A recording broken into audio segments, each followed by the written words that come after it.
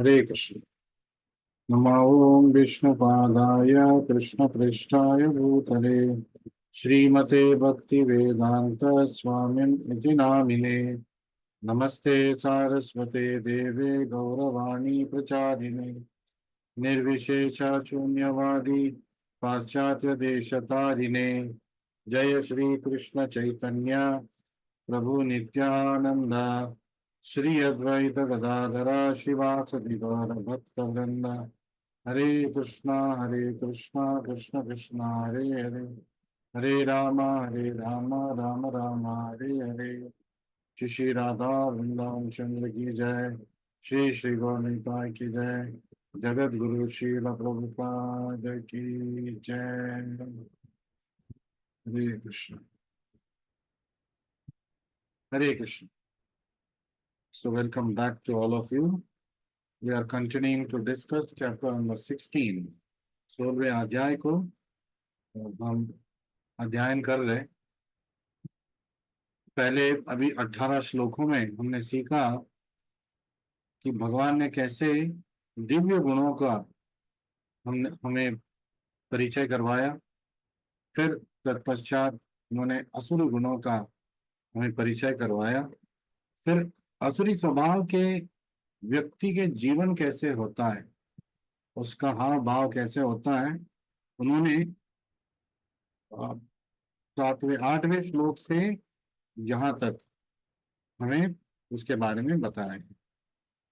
So we will learn till now how in the first 7 shlokas Krishna explained about the transcendental qualities, listed them out. Then he talked about then he talked about Hare Krishna. Just a minute. Hare Krishna, Hare Krishna.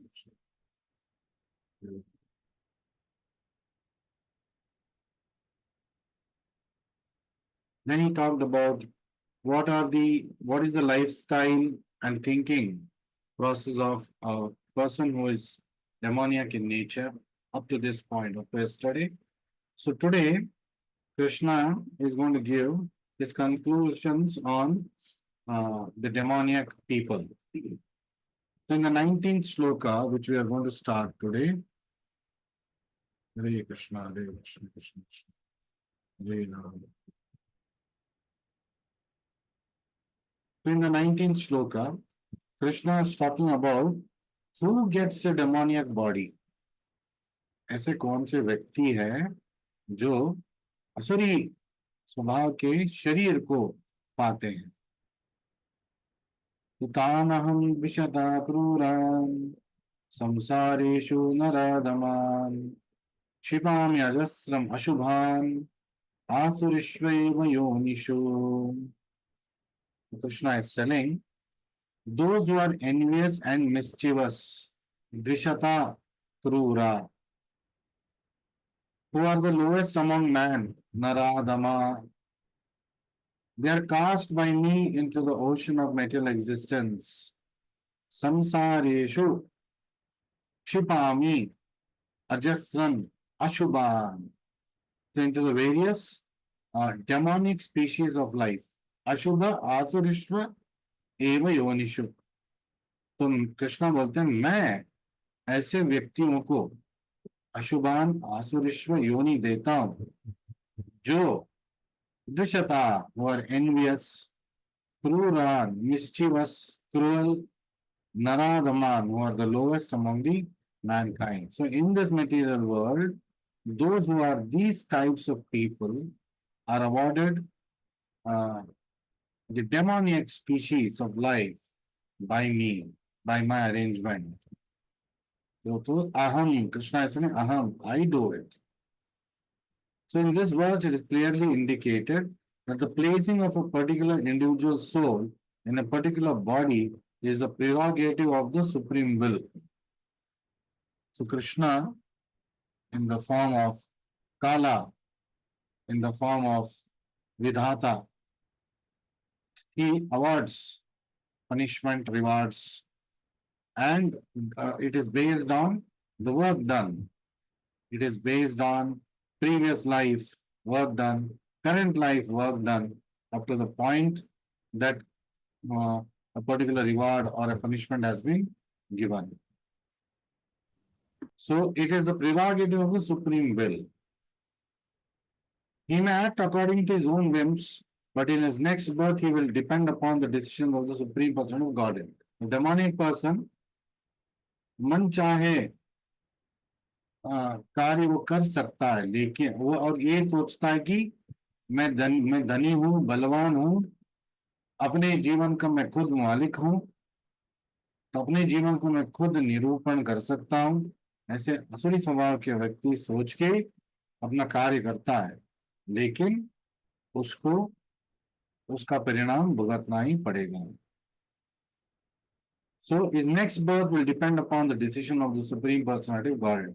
उसका अगला जन्म भगवान का क्या बोलते हैं अनुमति अनुमंता उपदृष्टा, अनुमति से भगवान के बनाए हुए नियमों के अनुसार उसको अगला देह मिलेगा। An individual soul after his death is put into the womb of a mother, where he gets a particular type of body under the supervision of superior power. So Krishna, under his supervision, Maya Dyakshena Prakriti Suyate Sacharachar. Under his supervision, the material world is going on. Both the living, non-living, moving, non-moving, everything is the placement of all these things is dependent on the supreme will of Krishna. And he bases it on the previous work and the character of the person. So एक के बाद दूसरा योनि, दूसरे योनि के बाद तीसरे योनि, ऐसे भ्रमण करना पड़ता है आत्मा को। 84 ऐसे 84 लाख योनियां हैं। They are all arranged by superior power. तो कृमि कीट का देह या बृहद गात्र हाथी का देह, ब्लू व्हेल का देह, ये सब भगवान ने उनका गुण और उनके कर्म के अनुसार उनको उचित एक देह को देते हैं। दे आर नॉट एक्सीडेंटल, आकस्मिक नहीं है, एक दुर्घटना, एक अपघात नहीं है कि ऐसे ही बन गया, इसका कोई नियंत्रक नहीं है, ऐसा नहीं है। It's not that there is no controller. The supreme controller Krishna is always overseeing things. Such demonic species of life are always held to be full of lust. ऐसे असुरी स्वभाव के लोग हमेशा काम वासना उनके अंदर परिपूर्ण भरा होता है। They're always violent, तो हमेशा लड़ाई झगड़ा करते रहते हैं। They are hateful, ईर्ष्या करते हैं दूसरों को, मतलब they spite at them, and they're always unclean. वो स्वच्छ नहीं रहते हैं अंदर और बाहर से। They are just like so many beasts in a jungle. तो मनुष्य देह में वो एक पशु के समान है, तो द्विपाद पशु इनको कहते हैं। So Krishna now goes further. Now somebody has got a demonic body. फिर क्या होगा? That he discusses in the next shloka. आसुरीं योनिं आपन्ना मूढ़ा जन्मनि जन्मनि माम् अप्राप्यैव कौन्तेय ततो यान्ति अधमां गतिम्. So Krishna is now telling, not only have they got this demonic body, what's going to happen next? So attaining repeated birth, asurim yonim apanna, among the species of demoniac, तो असुरी योनि आपन्ना इस संसार में आके, such persons can never approach me. तो और वो आपन्ना मूढ़ा जन्मनि जन्मनि, अनेक जन्म बिताते हैं अनेक अनेक योनियों में। माम अप्राप्यैव कौन्तेय, these people can never get Krishna, these people can never approach me. कौन बता रहे? भगवान कृष्ण खुद बता रहे। असुरी स्वभाव के लोग जो मूढ़ आत्मा है वो कभी कृष्ण को प्राप्त नहीं कर सकते। Gradually they sink down to the most abominable type of existence. Tato yanti adamam gatim. We read in the 13th chapter, 14th chapter discussion, we read ऊर्ध्वं गच्छन्ति सत्त्वस्था मध्ये तिष्ठन्ति राजसा जगन्य गुण वृत्तस्थ अधो गच्छन्ति तामस। अच्छे कार्य करके स्वर्ग लोग, वही वही कार्य करते हुए मानव शरीर प्राप्त होगा, और कोई पाप करेंगे तो फिर इसी धरती पे कोई प्राणी का शरीर मिलेगा। तो मध्य तिष्ठन्ति राजसा, रजोगुण वाले, और तमोगुण वाले हैं जगन्य गुणा वृत्तस्था, तो अपने तमोगुण के कारण जगन्य कार्य करते हैं। अधो गच्छन्ति, अधमा गति, या Krishna is using the word अधमाम गति, उनको प्राप्त होता है। सो Krishna is explaining that it is not me who is responsible for the kind of life a particular person or living entity is living, although he is awarding it. जैसे कि जज कोई जजमेंट देता है 20 साल की सजा, 20 करोड़ मुआवजा, तो वो अपने मन के हिसाब से तो नहीं दे रहा है। तो जज सुनता है, जजेस आई मीन लॉयर्स को, पक्ष के दोनों के पक्ष को सुनते हैं, फिर उसके बाद वो एक नतीजे पे पहुंचते हैं। तो ठीक वैसे ही भगवान के अनेक अनेक गुप्तचर और विटनेसेस हैं, अग्नि, वायु, अग्नि साक्षी, वायु साक्षी, और खुद वो भी देखते रहते हैं। And he is like the जज who is awarding something based on the activity of the person. तो किसी को कोई शरीर मिला है, somebody has got a type of body, it is he only who is responsible. That living entity who is responsible. Lord has only awarded it as per the laws of karma, as per the laws of nature. So God is all merciful, but here we find that God is never merciful to the demoniac. तो हमने सुना है बहुत करुणामयी है भगवान कृष्णा, यहाँ पे कृष्णा बोलते हैं तो मैं तो उनको असुरी योनि में अधम गति देता हूं। ऐसे क्यों करते हैं भगवान? ऐसा क्यों करता है जज? क्यों पनिशमेंट देता है? इसलिए नहीं देता है कि उसको मजा आ रहा है, वो इसलिए देता है कि वो उस स्थान पे बैठा है और उसका वो कर्तव्य है कि जिसने जो किया है उसके कर्म के अनुसार उसको सजा या उसको मुआवजा मिलना चाहिए। Krishna is also playing this role. So not achieving the mercy of the Supreme Lord, they go down and down. तो जब कृष्णा का दया कृपा किसी जीव को नहीं मिलेगा तो जगन्य गुण में जगन्य गुण संपन्न हो जाएगा, फिर वो ऐसे कार्य करेगा जो वो नरक की ओर जाता ही रहेगा। So that at last they achieve bodies like that of cats, dogs and hogs. तो बिल्ली, कुत्ता, चूहा, सुअर, ऐसे शरीर उनको मिलता है। So it may be then argued in this connection that God should not be advertised as all merciful if he is not merciful to such demons. तो फिर आप कैसे कह सकते हैं कि भगवान करुणामयी है, यहाँ पे तो वो करुणा नहीं दिखा रहे। तो it is like saying that, let us say somebody has done some injustice to you and you drag him to court. And in the court, a very करुणामयी judge is sitting. Case की सुनवाई शुरू ही नहीं हुआ, उसने बोल दिया बर्खास्त, इसको छोड़ दिया जाए। तो आप बिन्नते कर रहे हो, इसने पाप किया है, इसने अन्याय किया मेरे साथ, तो जज बहुत करुणामयी है, वो बोल रहा है नहीं, case dismissed, he is free to go. तो क्या वो सही होगा? Will you appreciate it? They will not appreciate it. Why? Because it is not correct.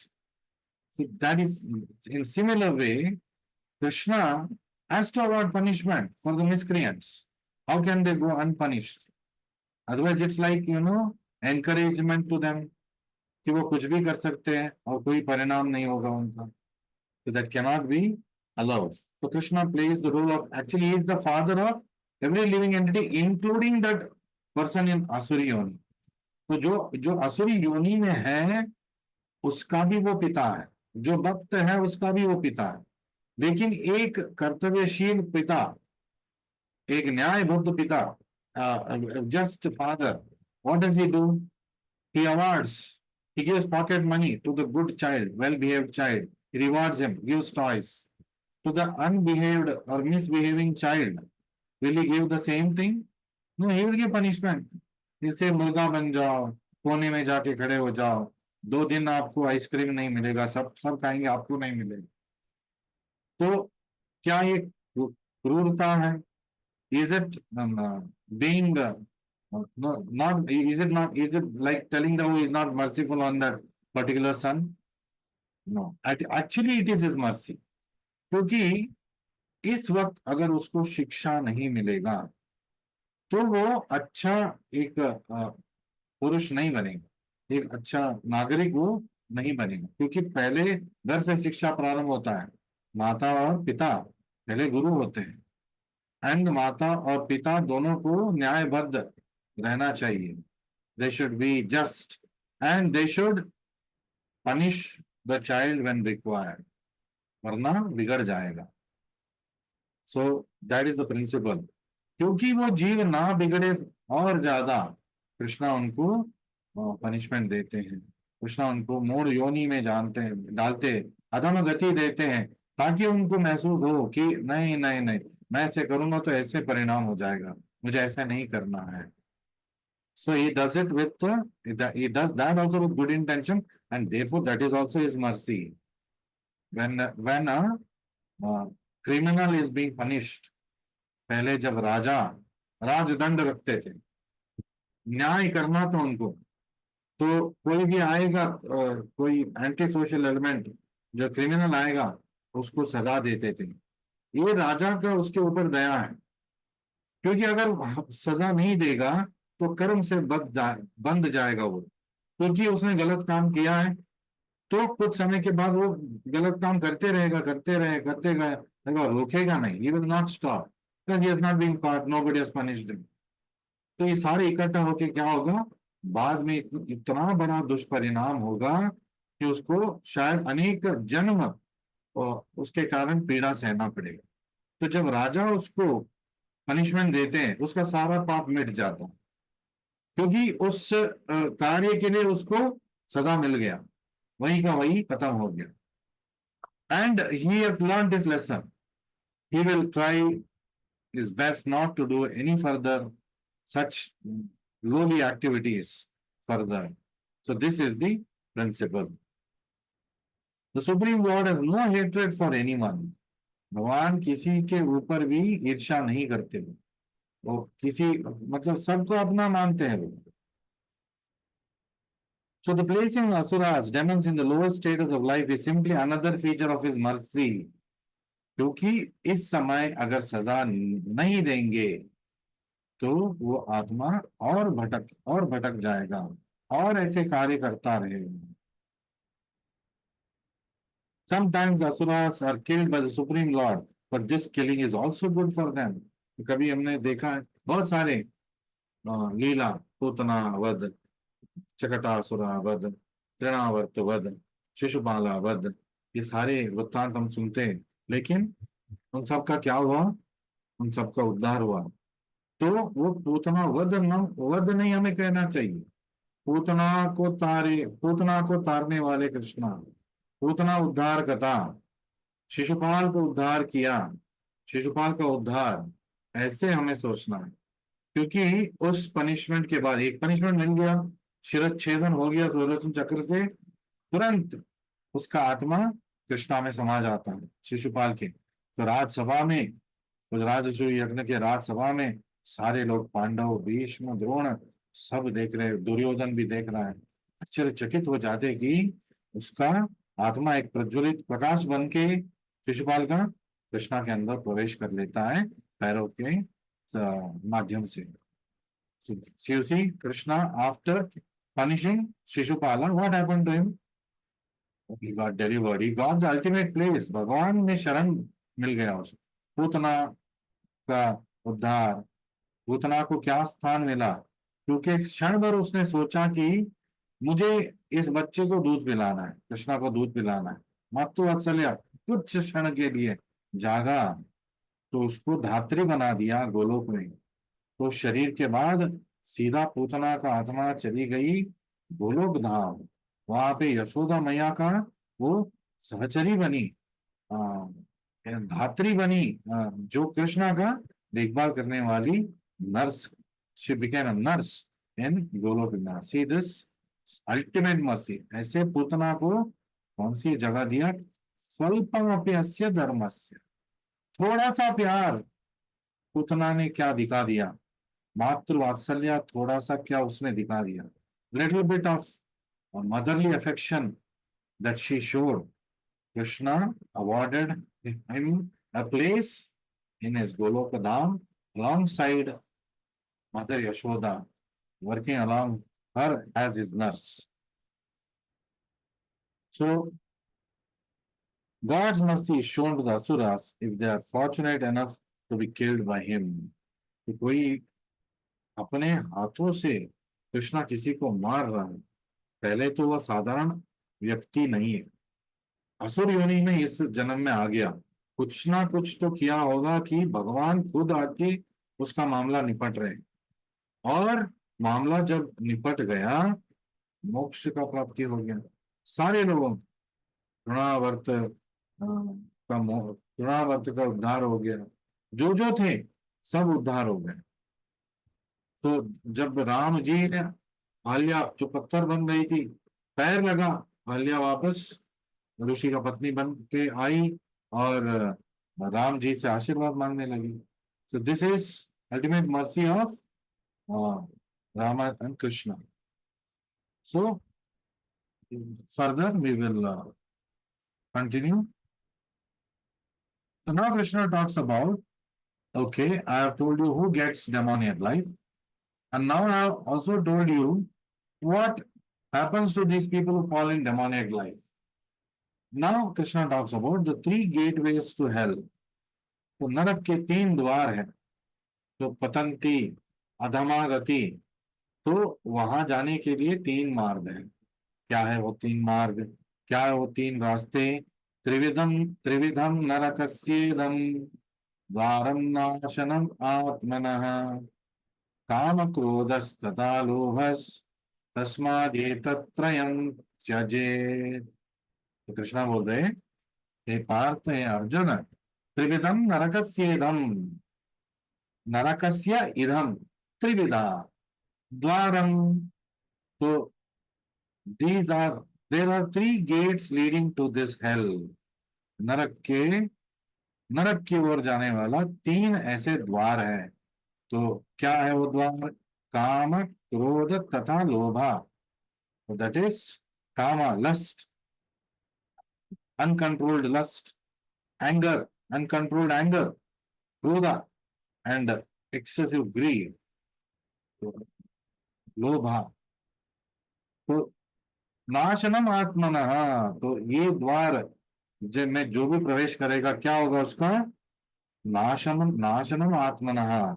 Every Sen man should give this up, तस्माद एतत् त्रयम त्यजेत्। जो बुद्धिमान व्यक्ति है इन तीन गुणों को त्यागना चाहिए, काम क्रोध लोभा, क्योंकि वरना क्या होगा? For they lead to degradation of the soul. नाशनम आत्मनः, आत्मा का नाश हो जाएगा, आत्मा अपना असली स्वरूप कृष्ण भक्त का स्वरूप से गिर जाएगा। फिर असुर योनि में, प्राणी की योनि में, पंछी की योनि में, कीट मकोड़े की योनि में फिर भटकेगा इस भौतिक जगत में। So the beginning of demoniac life is described herein. One tries to satisfy his lust, and when he cannot, anger and greed arise. तो नरक का जो यात्रा है कहाँ से शुरू होता है? वो काम से शुरू होता है। और जब काम वासना का तृप्ति नहीं होता तो क्रोधित हो जाता है। When somebody does not get his desire fulfilled, he becomes very angry. और लोभ उसमें जागेगा कि मुझे चाहिए चाहिए, ग्रीड। तो वो दूसरों से छीनेगा, अनैतिक कार्य करेगा, अधर्मी बनेगा। So he becomes an unjust person. He becomes an antisocial. And he does all wrong things. So a sane man does not want to glide down to species of demonic life. तो बुद्धिमान व्यक्ति है वो क्यों चाहेगा कि वो असुर बने? He will never want it. He must give up these three enemies which can kill the self to such an extent that there will be no possibility of liberation from this material entanglement. और वो उसको ऐसे खींच के जाएगा कि वो वापस मतलब चाहते हुए भी वो धर्म के मार्ग में नहीं आ पाएगा, इतना नीचा गिर जाएगा, कोई बहुत ही गाढ़ा गड्ढे में गिर जाएगा, ऊपर आने की कोशिश कर रहा है लेकिन नहीं होगा, क्यों? It's very deep. So and why he has fallen into such a deep ditch? It is his own doing. अपने ही कर्म की वजह से उसको ये भुगतना पड़ रहा है. Further we will go shloka number 22. So Krishna is now talking here. What is the fate of one who escapes the three gates to hell?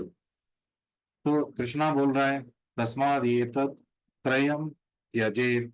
तो इसको आप छोड़ दो, give it up. So he's saying why? What will happen if you give up? So what a nice flow. Krishna is telling why, what, how, when. Everything is explaining. What happens if you do? What happens if you will not do? What are the consequences? He is telling. तो एतैर विमुक्त कौन थे यार? अगर वो नरक द्वार से विमुक्त हो जाएगा तो क्या होगा? तमो द्वार स्त्री न रहा. तो तमो द्वार से, ये तीन द्वार से अगर विमुक्त हो जाएगा तो क्या होगा?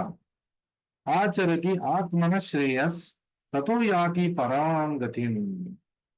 तो पहले बोले थे अधमा गति. तो केवल कृष्ण की ओर मुड़ने से, just by giving up the tendency to sin, पाप करने का प्रवृत्ति को छोड़ने से क्या होता है? एतैर विमुक्ता तमो द्वारे स्त्रिभिर नरः. फिर क्या होगा? आचरति आत्मन श्रेय. He will do good for his soul just by stopping this. ततो याति पराम गतिम. He will get the supreme destination. मेरे धाम मिलेगा. So Krishna is telling this. The man who has escaped these three gates of hell, तो गलत दिशा में जो नहीं जा रहा है तो क्या होगा उसका? He performs act conducive to self realization. गलत दिशा में नहीं जा रहा है, 180 डिग्री ऑपोजिट सही दिशा में जा रहा है तो क्या होगा? कंड्यूसिव फॉर सेल्फ रियलाइजेशन, आत्मन श्रेया. तो आत्मा साक्षात्कार के मार्ग में वो चलेगा. एंड दस gradually attains the supreme destination. तो याति परम गति. तो धीरे धीरे वो परम गति को प्राप्त करता है. So this is the fate of one who escapes the gates to hell. So we'll read the purport of this particular shloka. So it can also be who can attain liberation without a doubt. तो किसको मोक्ष निस्संदेह मिलेगा? जो त्रिविध द्वार से बच गया है उसको मिलेगा. One should be very careful of these three enemies, human life, lust, anger and greed. काम, क्रोध, भया, इससे बच के रहना चाहिए. लोभ, इससे बच के जाना चाहिए. The more a person is freed from lust, anger, greed, the more his existence becomes pure. जितना वो इन तीन द्वार से दूर है उतना वो शुद्ध होता जाएगा. By following the regulative principles of human life, one gradually raises himself to the platform of spiritual realization. तो धीरे धीरे आत्मा साक्षात्कार, आध्यात्मिक प्रगति वो पाएगा. If one is so fortunate by such practice to rise to platform of Krishna consciousness, the success is guaranteed for him. ऐसे आचरण से आचरति आत्मन श्रेया तो क्या होगा? पराम गतिम. ततो यान्ति पराम गतिम. His success is guaranteed. What is success of human life? Back home, back to Godhead, gaining Krishna prema. That is success of human life. So one can be elevated to the highest position of self-realization. तो आत्मा साक्षात्कार का उत्तम स्थान पे वो जा सकता है. This self-realization is perfected in devotional service. और इसका परिपूर्णता भक्ति योग में व्यक्ति पा सकता है. और मनुष्य योनि इसलिए इतना महत्वपूर्ण है क्योंकि केवल मनुष्य योनि में साधारण रूप से भक्ति हो सकता है. There are many instances of animals also doing bhakti. Example is Gajendra. Example is Bharat Maharaj, who became a deer in the next life. So he had a very godly life as a deer. हिरण बने थे लेकिन ऋषि के आश्रम में पैदा हुए. वहां सारे धार्मिक कार्यों के बीच में वो रहे और अंत में उनका सदगति हुआ. गजेंद्र जो इंद्रद्युम्न राजा थे, शाप ग्रस्त होके गजेंद्र बने हाथी. लेकिन हाथी को जब कष्ट काल आया, जब मकर ने उसको पकड़ा, ग्रहग्रस्त हो गए, तो उनको याद आया कि उनका पिछले जन्म में भक्ति का जो स्वरूप था वो याद आया, तो वो स्तुति गाने लगे. तो Gajendra the elephant started singing the praises of Lord Vishnu. जितना इतना मतलब भावुक रूप से गजेंद्र ने उस प्रार्थना को स्तुति किया कि भगवान विष्णु दौड़ दौड़ के आए. So he came running, he came on Garuda as quickly as possible and he delivered both the crocodile and the elephant. तो भगवान ने भक्त का भी उद्धार कर दिया और जिसने भक्त का, आप पूछ सकते हैं, भक्त का तो उद्धार कर दिया लेकिन उस मगरमच्छ का उद्धार क्यों किया? ये बहुत ज्यादा हो गया ना.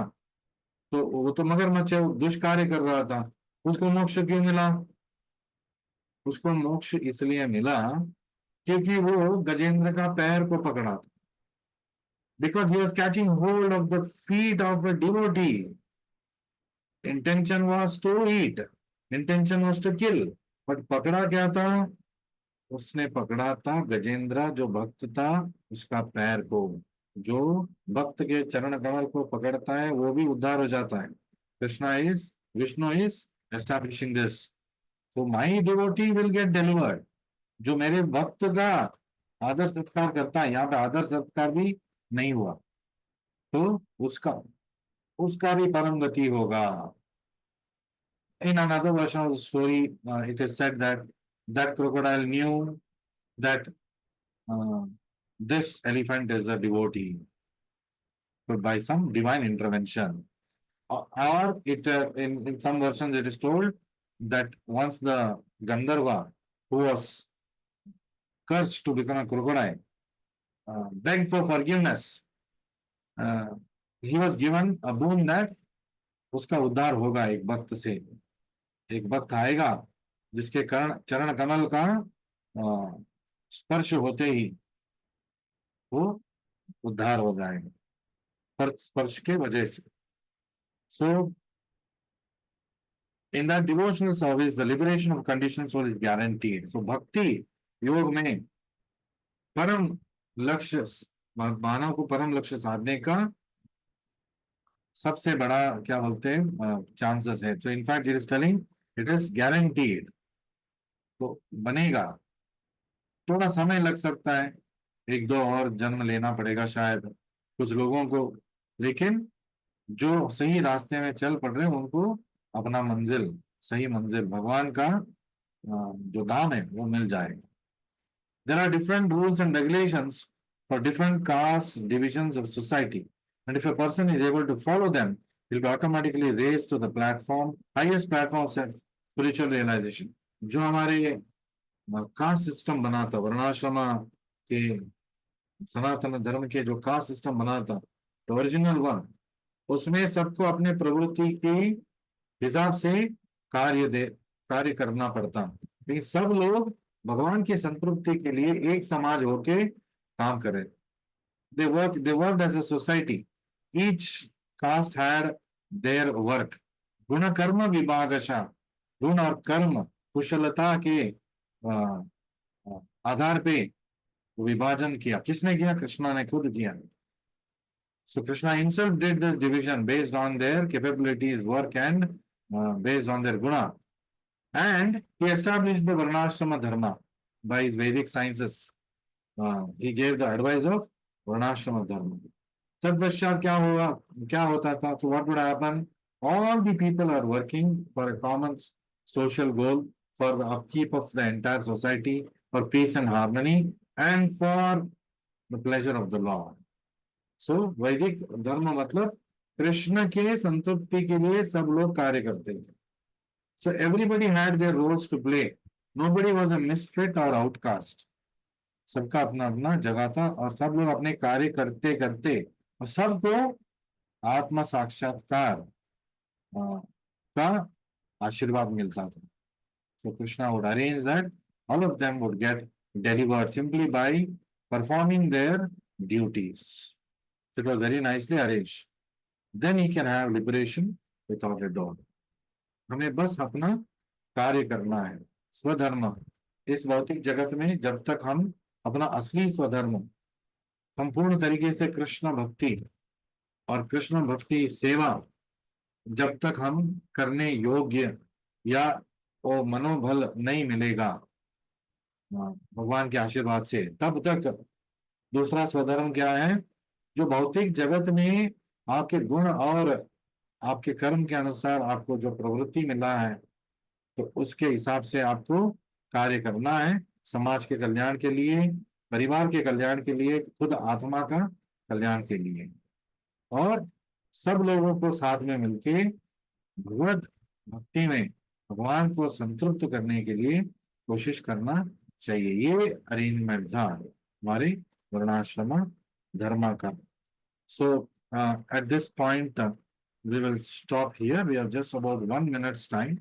I'll just try to add in a few points, generally few points other than this chapter. So, Krishna, I talked yesterday that Krishna never fails and he never falls, because of which his name is Achyuta. इसकी वजह से उनका नाम क्या बना? उनका नाम बना अच्युता.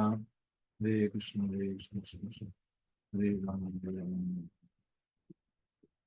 तो if God is not included in our plans, तो सारे आप देखिए दैवी वर्णाश्रम धर्म में सब लोगों का काम क्या था? To move towards self realization and to please the supreme Lord. ऐसे करने से क्या होता? They would be included in the plans of the Lord. भगवान के जो योजना है उसमें वो शामिल हो जाते थे, मतलब वो सब भक्तिमय सेवा हो जाती. Now Arjuna fighting the war is becoming a part of the plan of Krishna. So that is also bhakti seva. Though he is going to kill a lot of soldiers, but it becomes bhakti yoga. So if God is not included in our plans, then everything will be viparitam, opposite. तो अगर हम खुश रहना चाहते हैं लेकिन भगवान को हमारी योजना में हमने शामिल नहीं किया, not included him in our plans, then what happens? Viparita. We'll have only reversals in life.